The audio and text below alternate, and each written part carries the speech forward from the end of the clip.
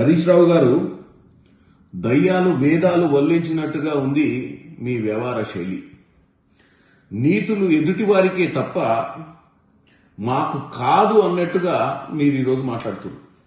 ఒకసారి మీ మామ తిట్ల పురాణం యూట్యూబ్ తెరిచి చూస్తే మీకు వినపడతాయి ఆయన మాట్లాడే విధానము, ఆయన వాడే తిట్లు, ఆయన మాట్లాడే భాష. కేసీఆర్ పెద్దరికాన్ని అడ్డు పెట్టుకొని ఉద్యమ నాయకుడిని అని అనుకొని ఇష్టానుసారంగా ఎంత పడితే అంత మాట్లాడి ఈ తెలంగాణ సమాజంలోనే మొట్టమొదటిసారిగా ఈ పేటెంట్ హక్కులు ఆయనకు వచ్చినాయి ఈ భాష వాడకం.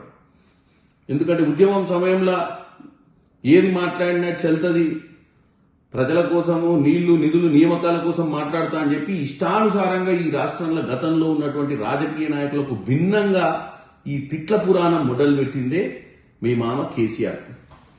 ఇవాళ కేసీఆర్ రాజకీయంగా మాట్లాడితే మా ముఖ్యమంత్రి రేవంత్ రెడ్డి గారు కూడా రాజకీయంగా మాట్లాడతారు.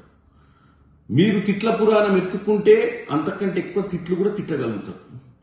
కేసీఆర్ గారు రాక 2 సంవత్సరాల తర్వాత వచ్చి తోలు తీస్తాం గీలు తీస్తామంటే మొదలుపెట్టింది ఎవరు? ఒక ముఖ్యమంత్రి స్థాయిలో ఉన్న వ్యక్తిని తోలు తీస్తామని చెప్పి ఒక 10 ఏళ్ళు ముఖ్యమంత్రికి ఉన్న పెద్ద మనిషి మాట్లాడితే దాన్ని ఖండించక, దానికి సమాధానం చెప్పక, మర్యాద అయినటువంటి భాషలో మీకు సమాధానం చెప్పే పరిస్థితి ఉంటుందా చెప్పండి హరీష్ రావు గారు? మీరు కూడా ఈరోజు మాట్లాడుతూ ఓ పక్కన చెట్టు కట్టేయాలి, లాగులు ఉడబీకాలే అని ఒక ముఖ్యమంత్రి స్థాయి వ్యక్తిని పట్టుకొని మాట్లాడుకుంటూ మళ్ళీ పక్క నుంచి మీరు వేదాంతాలు పాండిత్యం చెప్పాలి అన్నట్టు మాట్లాడుతారు. ఇక పోతే మీ బామ్మర్ది కేటీఆర్ గారు చిన్న లేదు పెద్ద లేదు, అది ఐటీ అయినా ఇరిగేషన్ అయినా నాకంటే ఎక్కువ నీకు తెలియదు, నేనే బ్రహ్మాండమైన వ్యక్తిని అని చెప్పి ఇష్టానుసారంగా మాట్లాడితే సమాధానం చెప్పక ఏం చెప్తారు హరీష్ రావు గారు?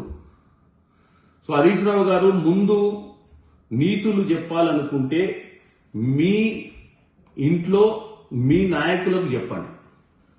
మీరు పద్ధతిగా ఉంటే ఈరోజు ఒక బాధ్యత గల ముఖ్యమంత్రిగా రేవంత్ రెడ్డి గారు కూడా మీకు పద్ధతిగా సమాధానం చెప్తారు.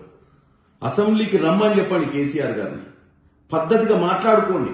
నీళ్లు నిజాలు ఈరోజు గత 10 సంవత్సరాల మీ పాలనలో జరిగినటువంటి పరిస్థితి అది అవకతవకలా దండుకొని పోయిర్రా లేదా అని తెలంగాణ ప్రజల ముందు మీరు తేట తెల్లంగా ఒక మంచి భాషా రూపంలో చెప్పండి.